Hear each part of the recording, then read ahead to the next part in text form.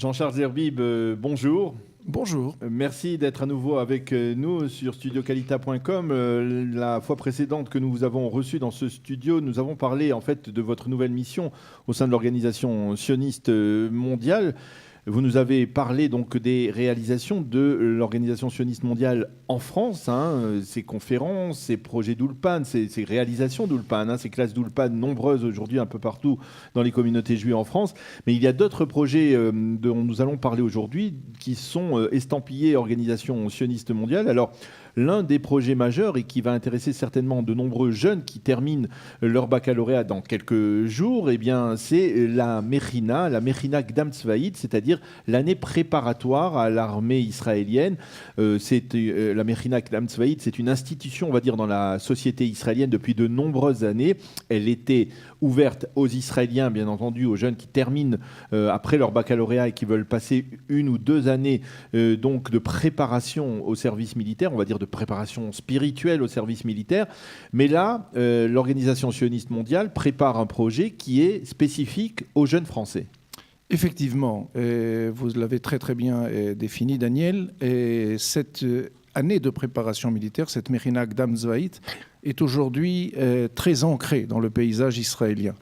Au départ, c'était, je dirais, essentiellement des écoles ou des élèves des écoles religieuses d'État qui, partant à l'armée, se confrontaient pour la première fois de leur vie à la réalité israélienne et ne comprenaient pas comment certains jeunes venus de différentes villes du pays faisaient un bon mangal à la Hesh, on faisait tout ce qu'il fallait le Shabbat. Pour eux, c'était une découverte, il fallait se préparer à cela, cette connaissance et cette pluralité du monde israélien. Et donc, très rapidement, se sont créées de très, très nombreuses méchinotes qui préparent, comme vous l'avez dit, spirituellement, mais aussi physiquement. Il y a beaucoup d'entraînement parce que l'armée israélienne, quand on part pour 3 ans, c'est une épreuve. Et qu'on est dans des unités combattantes en particulier. On est dans des unités combattantes extrêmement difficiles, non seulement pour y rentrer, mais pendant tout le service. Et on connaît le prestige de ces unités, mais on ne sait pas toujours d'ailleurs ce qu'elles font, mais elles le font grâce à Dieu.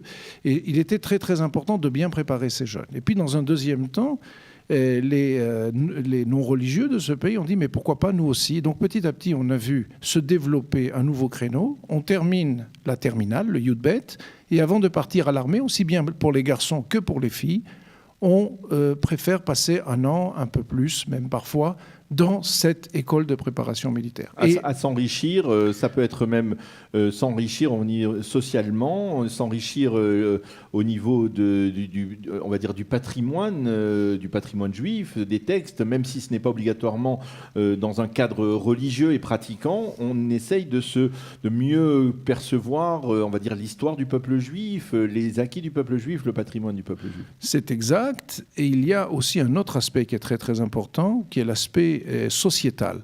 On a aujourd'hui beaucoup de méchinotes de ces écoles préparatoires qui s'intéressent à la société israélienne. Donc à part les cours et à part, comme le demande, je dirais, la loi juive, la halakha, de parcourir le pays avec les pieds. Ça veut dire il y a de très longs tiolim à pied, très difficiles, très compliqués, avec des gros sacs à dos.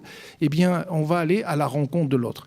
Et c'est le moment où, par exemple, les habitants du Sud découvrent les Druzes qui vivent dans le Nord. C'est le moment où les habitants de Jérusalem découvrent ce qui se passe à Haïfa. C'est le moment où on va à la rencontre. On essaye de rencontrer Israël dans toute sa diversité. Et c'est extrêmement important parce qu'encore une fois, c'est ce qui va se retrouver à l'armée, la diversité israélienne. Et donc, on les prépare à rencontrer, d'aller vers l'autre, non seulement en les renforçant en termes de textes, évidemment nos textes fondamentaux, mais aussi par rapport aux textes de la modernité d'Israël. Alors là, dans le cadre du projet de l'Organisation sioniste mondiale, il s'agit d'une Mechina qui serait réservée aux LIM de France, aux jeunes qui se préparent à l'armée, mais qui viennent de faire leur alia, qui ont terminé leur baccalauréat, qui ont passé leur bac et qui veulent rentrer donc à l'armée et qui se préparent justement à mieux connaître donc cette réalité israélienne, peut-être même sur le plan spirituel et sociétal, peut-être qu'elle rejoint d'une certaine manière les deux formes de méchinotes, d'années préparatoires, que ce soit pour les religieux et pour les moins religieux, on va dire. Et ça, c'est spécifique. Alors, comment ça va se créer et quel va être le programme dans les grandes lignes de cette Mechina pour les francophones? Alors, ce qui est important est la chose suivante. Il existe une Mechina qui est située à côté de Beersheva, dans un kibbutz qui s'appelle Kramim. Eh bien, il existe une Mechina qui s'appelle Ami Chai, mon peuple vit. Et donc, il existe déjà une Mechina israélienne, totalement israélienne. Et l'idée a été de créer un groupe à l'intérieur de cette Mechina, un groupe spécifique pour une quinzaine de Français. Alors, je le précise, il s'agit de jeunes qui ont la nationalité israélienne. C'est la grande différence et c'est la nouveauté. Jusqu'à maintenant, il existe de très nombreux programmes Massa, évidemment, puisqu'en quelques années, on a plusieurs centaines de jeunes qui sont venus de France. Mais là, dans les programmes Massa, on est touristes. Là, il s'agit de jeunes qui ont la nationalité israélienne, qui vont même devoir, avant la fin de l'année 2017, puisque le programme démarre le 1er septembre 2017, eh bien, vont devoir recevoir ce qu'on appelle le Tsav Giyus, c'est-à-dire leur appel pour partir à l'armée. Et donc, pendant 10 mois, ils vont participer à la vie de cette Mechina. Et ce qui est très important, 1, c'est un groupe spécifique. 2, c'est quand même un groupe qui a des liens avec les Israéliens de souche, ou anciens, ou plus anciens qu'eux, qui vivent à côté. 3, il y a un ulpan d'hébreu, très souvent les Français qui font leur alia, et qui commencent l'armée, on les envoie dans une base qui est connue des jeunes d'Israéliens, Merve Alon, où on va commencer par de l'ulpan, parce que si on reçoit un ordre et qu'on ne le comprend pas, ça va être compliqué sur le plan militaire. Là, on va économiser ce temps qui est le temps de la alia. Comprendre l'ivrite, parler l'ivrite, comprendre le pays, c'est réservé à des filles et des garçons, religieux et non religieux. L'idée est de faire quelque chose à l'image, encore une fois, de la société israélienne. Alors, est-ce qu'il n'y a pas un danger à ce que on fasse porter sur les frêles épaules de ces nouveaux immigrants qui viennent d'arriver, qui deviennent à peine israéliens, et donc cette ulpan, et donc cette volonté de se plonger directement dans la complexité de la réalité israélienne? C'est pas peut-être trop lourd à porter, et tout cela avant l'armée? Eh bien, je dirais la chose suivante. Si les choses sont faites de manière pédagogique, s'il y a une vraie pédagogie, s'il y a une équipe qui en comprend tout à fait l'enjeu de la réussite de l'intégration de ces jeunes, malgré la difficulté, eh bien, on va réussir cette intégration. Encore une fois, l'ALIA est un moment où il y a, on le sait, beaucoup de questions, beaucoup de tensions, et le rôle des institutions, je pense, est d'apporter un maximum de réponses à ceux qui viennent avec une angoisse ou une question ou un problème. Et donc, l'un de ces problèmes s'appelle l'intégration dans la société israélienne.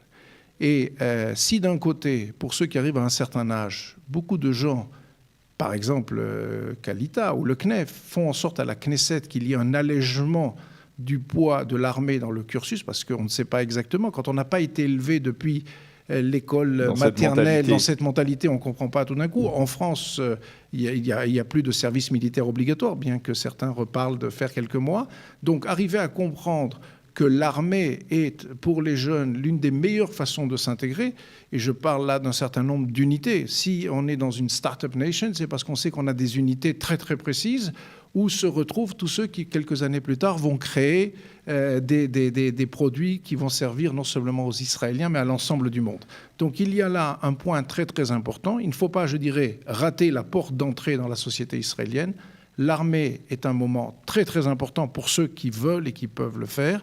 Et notre devoir à nous, c'est d'offrir cette possibilité aux jeunes Olim de France. Et donc, je rappelle, Jean-Charles Zerbib, que c'est un projet de l'Organisation sioniste mondiale, cette nouvelle Mechina qui s'adresse aux Olim de France, à ceux qui viennent de terminer leur baccalauréat et qui rentrent, on va dire, de plein pied dans la réalité israélienne, dans la société israélienne, qui deviennent citoyens israéliens et qui se préparent donc à l'armée israélienne. Tout à fait. C'est réservé non seulement à ceux, par exemple, ceux qui sont dans les différents lycées français que l'on connaît ici et qui vont changer de statut ou qui ont fait leur alia même il y a 1 an ou 2 et qui peuvent, plutôt que d'aller dans n'importe quelle Mechina, se retrouver, et à ceux qui viennent de France, qui vont avoir leur bac, si tout se passe bien, dans quelques jours, et qui vont réussir, qui décident de faire leur alia cet été et qui, au 1er septembre, peuvent démarrer directement dans cette Mechina. Merci Jean-Charles Zerbib de nous avoir éclairé sur ce nouveau projet, un projet de l'Organisation sioniste mondiale, et à bientôt. Nous espérons vous retrouver sur nos ondes, sur studiocalita.com,